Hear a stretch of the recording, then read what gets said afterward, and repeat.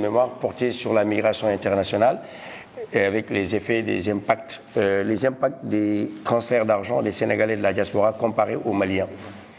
Et là aussi, quand il y a eu la recrudescence du phénomène, le chef de l'État et le ministre de l'Intérieur de l'époque, M. Aly Ngouille Ndiaye, nous avaient saisis, on avait commencé à travailler avec les acteurs de la police, mais aussi les acteurs économiques et les associations de migrants. Et nous avons eu à injecter plus de 300 millions pour accompagner les rescapés ou les migrants de retour.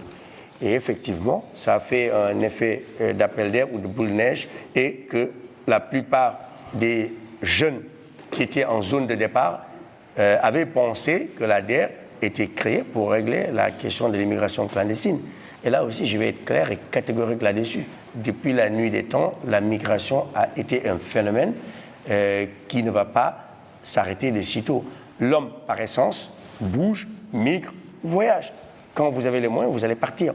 Par A ou B. De toute façon, il y en a qu'on a financé nous-mêmes qui sont partis en Espagne, qui nous ont envoyé des photos en nous disant ciao, ciao, bye, bye. Donc, ce n'est pas de notre faute et on n'aura pas la capacité ni la possibilité de régler la question de la migration clandestine, qu'il faut le dire, il va falloir qu'on fasse avec. Et ça, je l'ai dit depuis 2008. J'ai travaillé dans le cadre de Master de Recherche 2 à l'École de hautes études avec Brice Hortefeux, à l'époque, qui était ministre de l'Intérieur de Nicolas Sarkozy. Je lui ai dit, vous mettez des bateaux, on parlait de Frontex, des patrouilles, partout où vous voulez. Les jeunes, ils vont venir. Ils vont continuer à aller à Ceuta, Melilla, à Lampedusa, et c'est ce qui continue.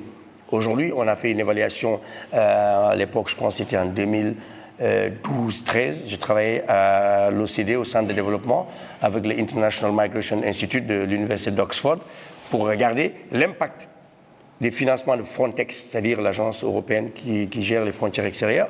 Et le résultat était que ça ne servait à rien de mettre des bateaux, des patrouilles, de former la police, des armes pour empêcher les gens de partir. Parce qu'ils ne prennent pas les voies régulières maintenant, ils prennent la mer et le désert. Et ça va continuer. Tant qu'il n'y a pas un rééquilibrage de l'économie mondiale, qui est de la création d'emplois dans les deux espaces, comme je leur dis, en Europe et en Afrique, et que les frontières ont créé ce qu'on appelle la migration circulaire, aller-retour, les jeunes, et vont toujours braver l'interdit. Et je vous dis tout de suite, les yeux dans les yeux, ce n'est pas la DER qui va régler le problème de la migration.